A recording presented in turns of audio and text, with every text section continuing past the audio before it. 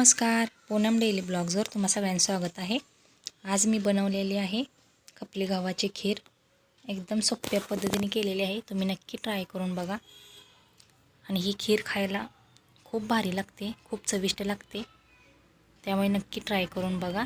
चॅनलवरती नवीन असाल तर सबस्क्राइब करायला विसरू नका। त्यासाठी बघा इथे मी 1 ते 1.5 वाटी अशी खपली गहू असतात ते घेतलेत। हे बघा, खपली गव्हाचीच खीर छान लागते, साध्या गव्हाची नाही। त्यामुळे मी खपली गहू घेतलेले आहेत। हे स्वच्छ नीट करून घेतलेत। यात बघा आता मी पाणी ओतून स्वच्छ धुवून घेणार आहे। ग्लासभर पाणी ओतून हे धुवून कोरडे करून घेणार आहे।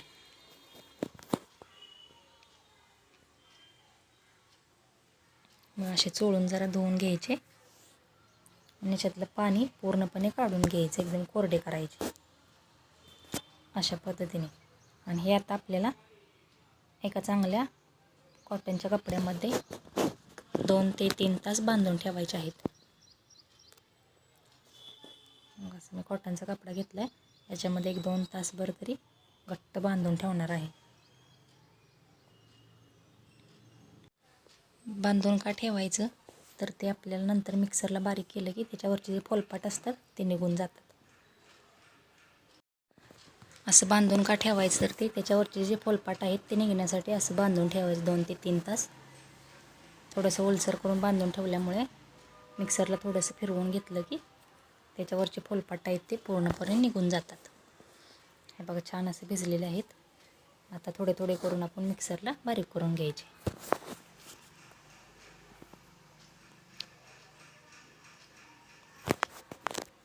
जास्त पण बारीक नाही करायचं, मीडियममध्ये बारीक करून घ्यायचे आहेत।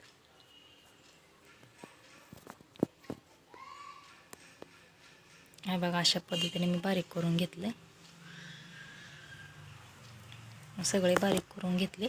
आता हे पाकडून घ्यायचे म्हणजे जे फोलपाट पूर्णपणे निघतायत।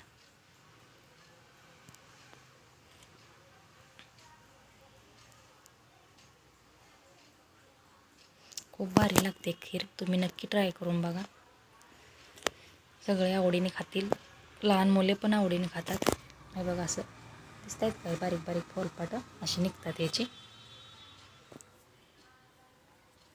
बस पूर्णपणे पाकडून घ्यायचं आहे।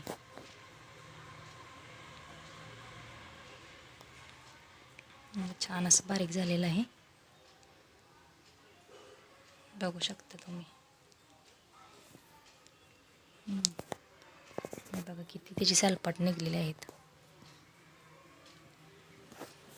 आता इथे बघा पातेल्यात मी पाणी गरम व्हायला ठेवलेलं आहे। अगोदर गरम करून घ्यायचं पाणी, मग त्याच्यामध्येही आपण जे बारीक करून घेतलेले आहेत खपली गहू ते ह्याच्यात टाकायचे। बघा, असं मी ह्याच्यात टाकले। तर पाणी गरम करून घेतलं आहे अगोदर, मिक्स करून घ्यायचं, चांगलं शिजून द्यायचं आहे। आता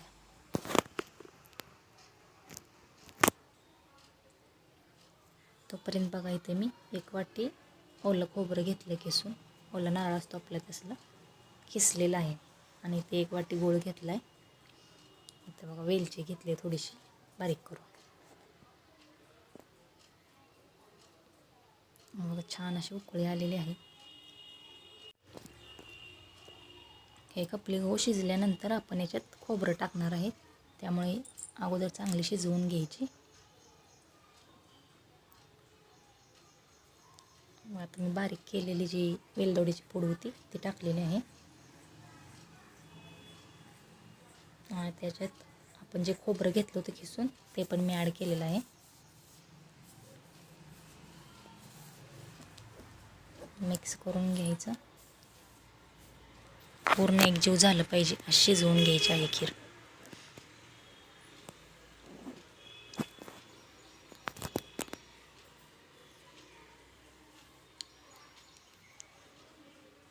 आता याच्यात मी गूळ टाकणार आहे।